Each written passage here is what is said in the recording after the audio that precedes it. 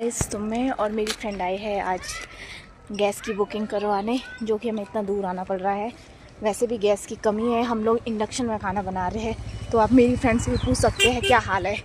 रितिका बताओ ज़रा। हाल तो बेहाल है, पता नहीं आज भी मिलेगी कि नहीं।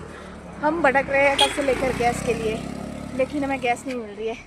कोई आपके फ्रेंड हो तो खाना खुना भेज देना। ये तो गैस एजेंसी ऐसी है कि देखना चाहेंगे हमारे यहाँ गैस एजेंसी कैसी होती है। ये है जी गैस एजेंसी, बस ये है जी एक, और यहाँ कोई नहीं है। भारत गैस का ये है, एक गाड़ी है, जीप खड़ी है, यही एजेंसी है। यहीं पर आओ रोड में, ले जाओ रोड में, वही तो। और यहाँ पे कोई नहीं है।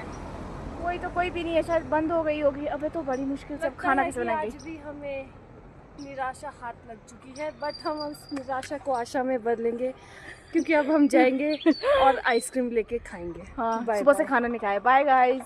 ओके।